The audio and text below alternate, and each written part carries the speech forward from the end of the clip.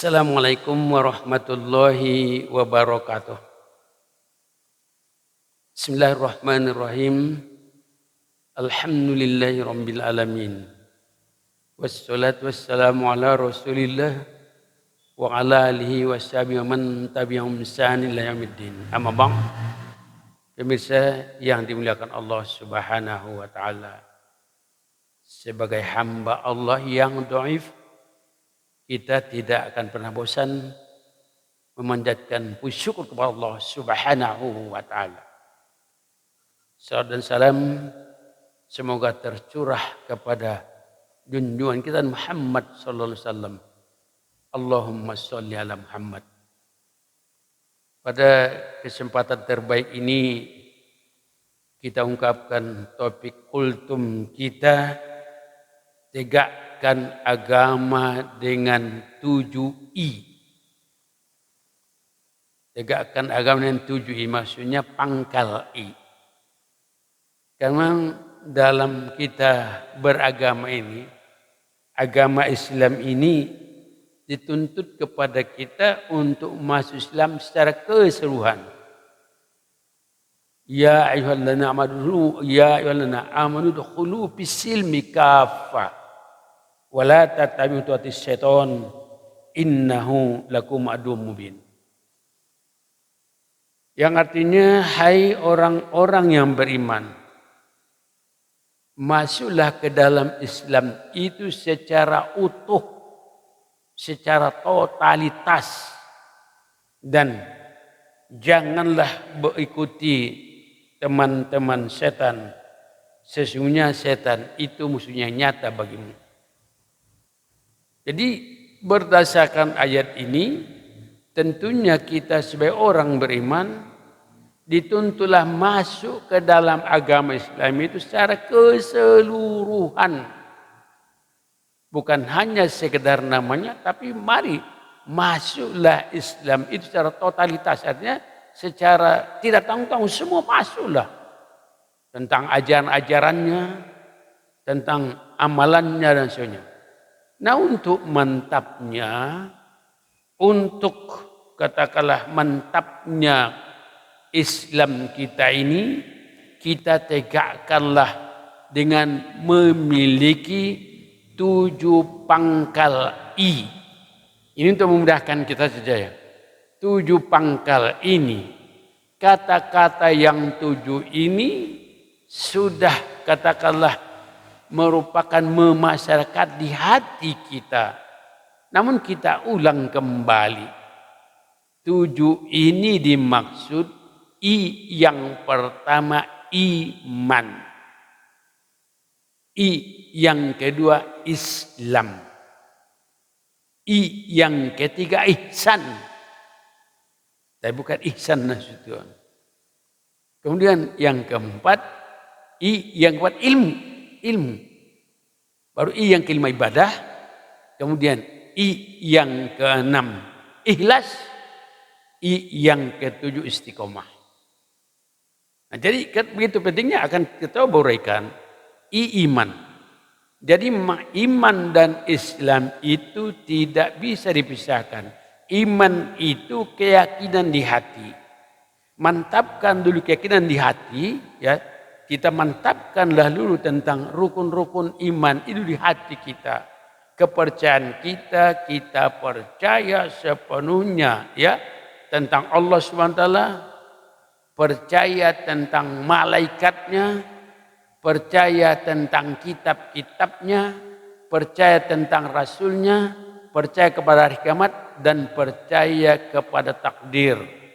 Itu rukun-rukun iman, itu mantapkan di hati kita. Itu keyakinan di hati. Keyakinan di hati yang tidak tergoyahkan. Lalu nanti akan menemukan setelah yakin di hati, tasdid di hati. Lalu kemudian diucapkan dengan lisan. Kita mengatakan ini diucapkan dengan lisan. Lalu diamalkan dengan anggota badan. Itulah namanya yang kedua itu. Namanya Islam. Pengamalan daripada iman itu dalam Islam. Nah, di Islam ini setelah iman, kemudian tadi Islam. Islam ini kita mantapkan tentunya dengan rukun-rukun Islam itu dengan sebabnya Islam sebagai pengamalan. Misalnya kita awal dengan syahadat kita asyhadu an la ilaha illallah, asyhadu anna Muhammadar Rasulullah. Itu ikrar kita, sumpah kita mengaku kepada Allah, ya. Allah sebagai Tuhan kita, kemudian Rasulullah sebagai kita yakin Muhammad itu sebagai Rasulullah, sebagai utusan Allah SWT. Nah, konsekuensi iman kita ini tentunya kita nanti akan mengamalkan perintah Allah dan Rasulnya. Maka nanti misalnya ada rukun Islam itu yang kedua setelah mantap syahadat kita, yang kedua sholat. Nah, sholat ini sangat menentukan bagi keberadaan Islam kita sendiri. Jadi sholat ini, sholat lima waktu itu penting ibadah kita. La hawwa fil Islam liman tarokas sholah. Tidak mendapat bagian apa-apa umat yang menyanyiakan sholat. Nilai kita, kadar kita dalam Islam kita tergantung dengan sholat kita. Bahkan dalam satu hadis, awwalu ma yuhasib yaumil qiyamah sholatu. Fa in tukub bila sairu amali. Wa in ruddat sairu amali. Amal yang pertama ditanya di hari kiamat sholatnya. Jika sholatnya beres semua amalnya. Namun sebaliknya, jika sholatnya tidak beres, ibadah lain belum dihargai Allah SWT, sebelum dituntaskan tentang urusan sholat kita. Demikian hadis dalam riwayat At-Tabrani. Lalu setelah misalnya sholat, ada ajaran lagi namanya puasa setiap bulan Ramadan.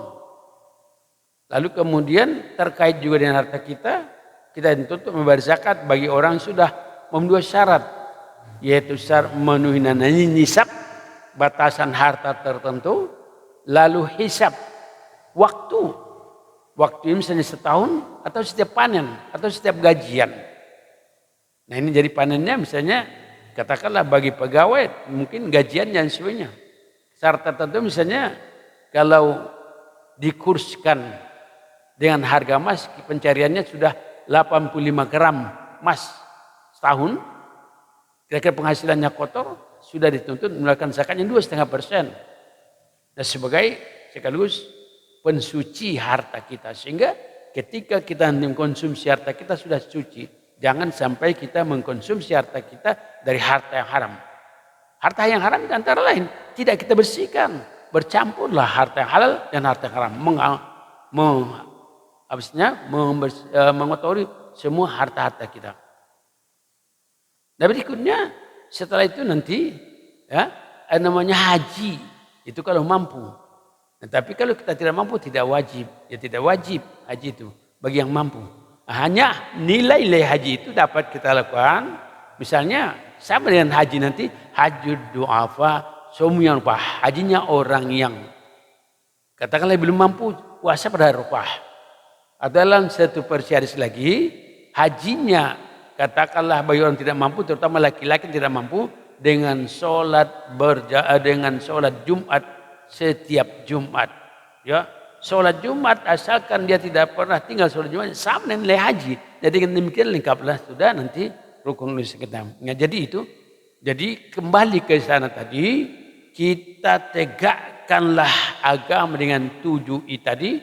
Yang pertama tadi dengan iman, yang kedua dengan yang kedua Islam. Lalu yang ketiga dengan namanya ketiga ihsan. Ihsan itu sama dengan akhlak lah. Tapi lebih lanjut ihsan itu kalau dalam ibadah ketika kita menyembah Allah SWT seolah-olah melihat Allah. Tapi tidak kita mungkin melihat Allah, maka Allah memperhatikan kita, melihat kita.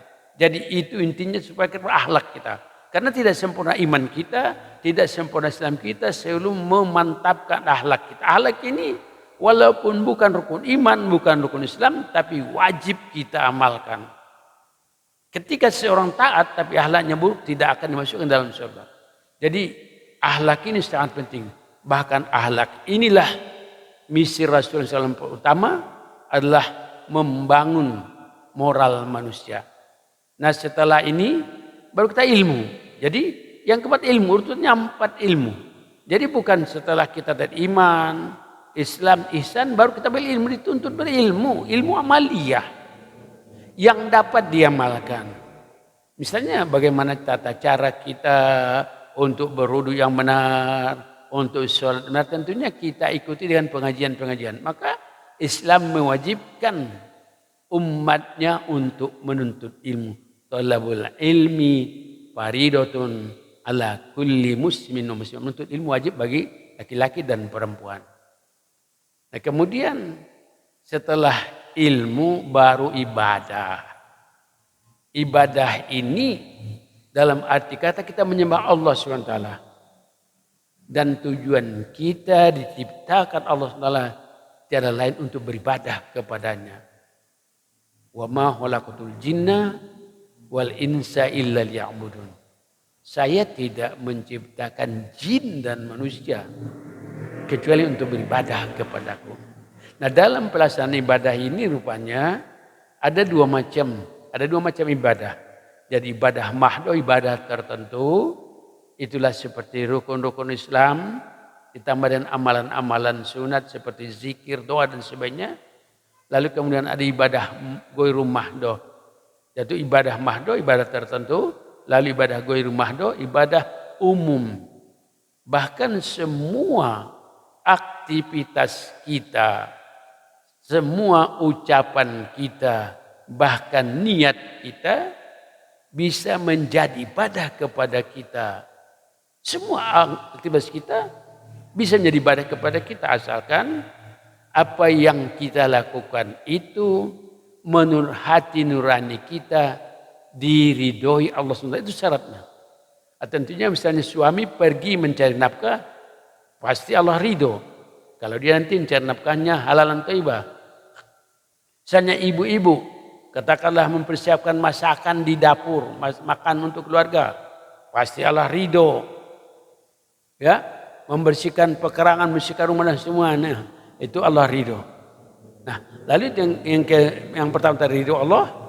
Yang kedua, jangan lupa misalnya, ini yang sering kita lupa. Kita misalnya kerja, dalam hati aja, sengaja kerja karena Allah SWT, sengaja aku mencuci piring karena Allah, sengaja aku masak karena Allah. Karena Allah, ikutkan Allah. Nah bukti ikutkan Allah itu jangan lupa membaca bismillah. Bismillah, apapun dilakukan, bacalah bismillah. Sebab ibadah kepada kita. Lupa basmalah, nanti kalau kita tidak iring dan basmalah, itu terputus nanti, artinya dicampuri setan. Itu, jadi M yang kelima ibadah. Nah M yang keenam, namanya ikhlas. Penting kita dalam segala ibadah kita. Kita masuk dalam Islam, menjalankan agamanya, penting ikhlas. Bukan ria, ikhlas kepada Allah SWT. Wa ma umiru illa liya'budu mukhlisina lahuddin. Kamu tidak disuruh menyembah Allah, bukan ikhlas dalam menjalankan ajaran agamanya. Ikhlas itu penting. Nah ikhlas ini tentunya tergantung dengan niat kita. Innamal a'malu binniyat wa innamal likulli imri'in ma nawa. Sesungguhnya amalan itu harus dengan niat. Dan amalan itu lain atau tergantung dengan niatnya.